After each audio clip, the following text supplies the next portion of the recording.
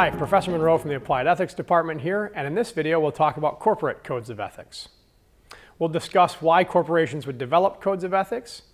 We'll talk about whether or not corporate codes of ethics are effective, and if so, what are the important factors that influence whether or not corporate codes of ethics actually work in executing their purpose. So first, why would a corporation develop a code of ethics at all? Well, without being too cynical about it, the fact is most corporations develop a code of ethics out of self-interest. Most of them are focused on preventing employees from engaging in behavior detrimental to the bottom line. Companies may genuinely care about how their employees act and how they are as people, would like them to be more ethical, but at the end of the day, corporations have to make a profit, or companies have to make a profit, and so their main concern is getting employees to act in ways that aren't going to hurt them in terms of their ability to make money. Another reason that corporations develop codes of ethics is to improve their public image. Companies seen as ethical tend to be more successful than companies that are seen as unethical.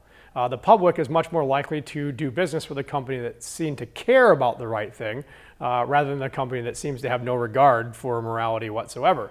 So public image of being an ethical company will help the bottom line, and therefore that's often a reason why a company will develop a code of ethics. And thirdly, companies at which employees think that their place of work is honest and has integrity tend to produce better and have more output than companies that don't, or companies at which employees don't think their company is honest, ethical, and so on.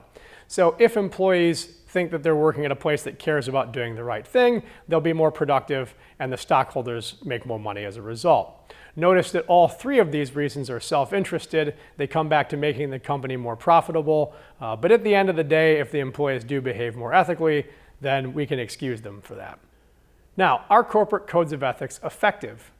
The answer is they can be. Sometimes they're not. Codes of ethics in a company or a corporate setting might just be there for show, as a matter of a kind of window dressing, a mere public image or marketing display. But to be effective, codes of ethics must clarify expectations and improve the behavior of the employees. So it can't just be for show, it has to actually be concerned with making employees behave in responsible ways.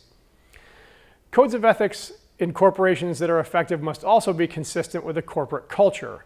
The real attitudes of the company and shared expectations of value have to line up with the rules in the code of ethics. There can't be an inconsistency there.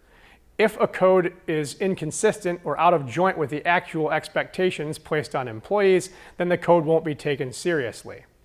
Supervisor behavior also influences how effective a code of ethics will be. If the bosses don't follow the code, employees probably won't either. It's the old do as I say, not as I do quandary. We're much more likely to act in ways that are role modeled for us than ways that we are commanded to act. If we don't think that the bosses and administrators actually care about doing the right thing, then it's likely that the employees probably won't either. So the actions of administrators and managers have to be consistent with the code in order for it to be effective.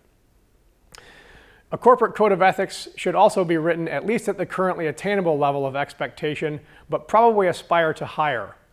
It may not need to reach the theoretical level, all things considered, but we would expect that a company's code of ethics should be a little bit better than the basic level, which, as you recall from an earlier video, basic level codes represent the letter of the law. The problem with them is that they lead to the loophole mentality.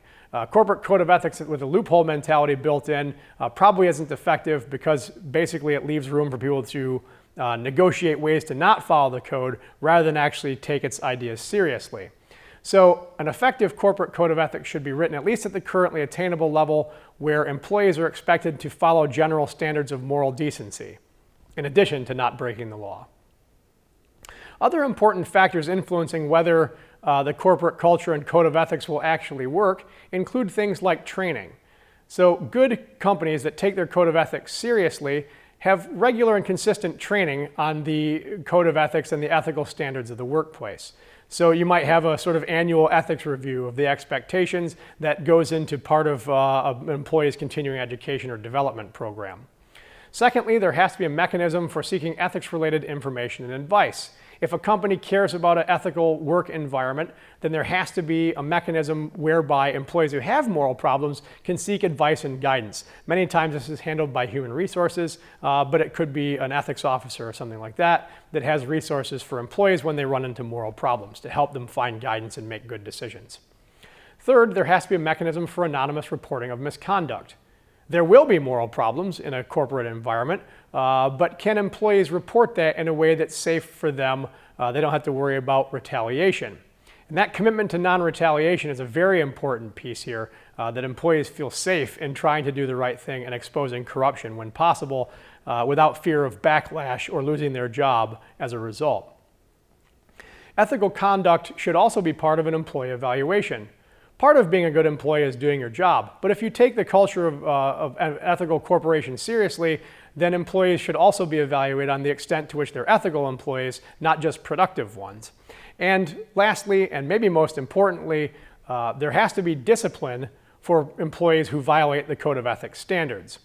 If employees who violate the code aren't punished or don't face sanctions for their actions, that sends the message that the management really doesn't care about the standards, they're just there for show, if there are no teeth to bite down on those who break the rules. That completes our discussion of corporate codes of ethics. In our next video, we'll talk about codes of ethics for government employees and public servants.